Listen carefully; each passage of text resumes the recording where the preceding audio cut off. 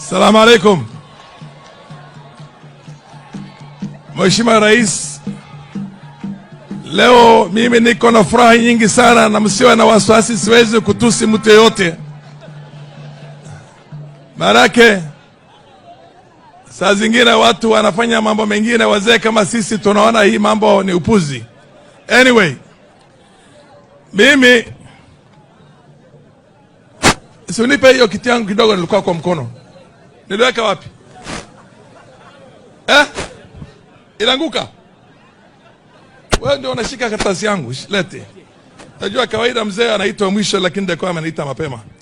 Anyway, Your Excellency, I have said before, and I'm going to repeat today again.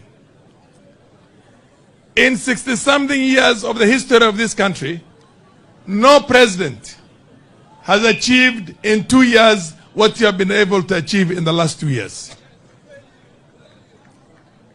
We were on the verge of having a currency collapse. Our currency was 160 something and progressively going down to 300. Ulifanya kazi mzuri sana, mambo mengi sana. You protected our currency. Today our currency is transacting at about 129 to the dollar. Your Excellency, you brought in the universal health coverage. Even a country, first world country, the most developed, the most powerful economy in the world, the American economy, does not have a universal health coverage. This system is going to work, SHA and SHIF is going to work, and it's going to be one of its own in this part of the world. But like any other thing, when you're starting something new, there are a little bit of teething problems. I'm telling Kenyans to bear with us while this thing is getting perfected. Your Excellency, you brought about a housing thing, which you mentioned yourself, but I'll repeat it again. We are now in excess of almost 130,000 units.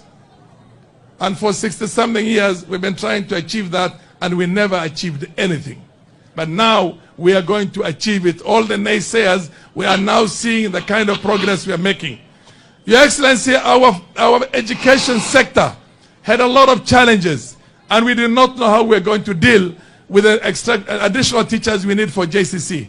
And people were worried. You recruited almost 80,000 teachers in the shortest possible time, a feat that has never been achieved any time in the past in this country, and we want to congratulate you for that.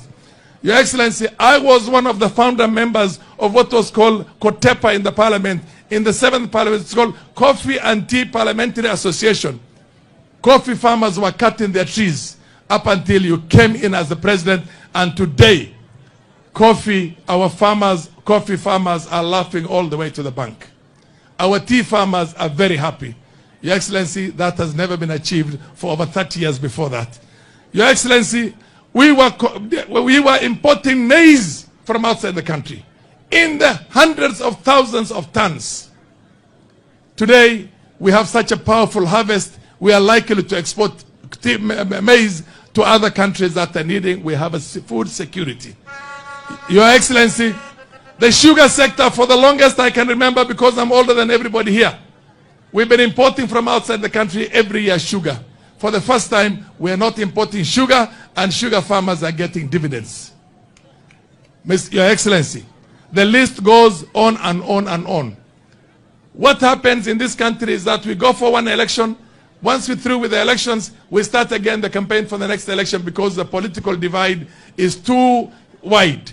You made sure that that political divide does not exist anymore, and you reached out to your opponent, the person who ran against you for the presidency, and created a broad-based government. You went to the former president and people who, again, voted against you and campaigned against you, something that's never happened in the history of this country, but you still reached out to him. The political divide is not there. Integration of the political classes is there now. Your Excellency, we will promise you, like I said in many places, I did not vote for you in the last election. We are going to vote for you from this part of the world, this region, to the man come the next election. We are looking at 99%, 100% of all the votes of Northern Kenya who will be there for you. Your Excellency, we talked about, you directed that road design should be done from Garissa. You talked to your minister then, Murkomen, from Garissa all the way to Liboya, and you said, finish the road design. When it's ready again, I'm going to look for the money for that road again. I want to thank you very much for that very powerful undertaking, and the fact that I know you always deliver on your undertaking. Your Excellency, you have done everything that needed to be done, and even much more than that. What we can tell you, we want to thank you. Na wale ambao wanasema hawataki maendeleo, wanataka mambo mengine. Ile mambo mengine wanataka ni shauri yao. Na nchi itaendelea, na wewe utaendesha jinsi umeendesha, na sisi watu wa mkoa hii, I forgot you directed also on the national grid. The national grid has left here and is going towards Dadaab, is in a place called Alango Arba, and it will progressively continue to Dadaab and Liboya. We want to thank you very much as people of Garissa County and the people of Northern Kenya, and we will tell you welcome again and again when we are there with you. Tuko na wewe bega kwa bega. Tumeshukuru. Ya mwisho ambaye ni muhimu sana. Kuna wale wanasema wanataka commission of inquiry ati kwa people who are abducted.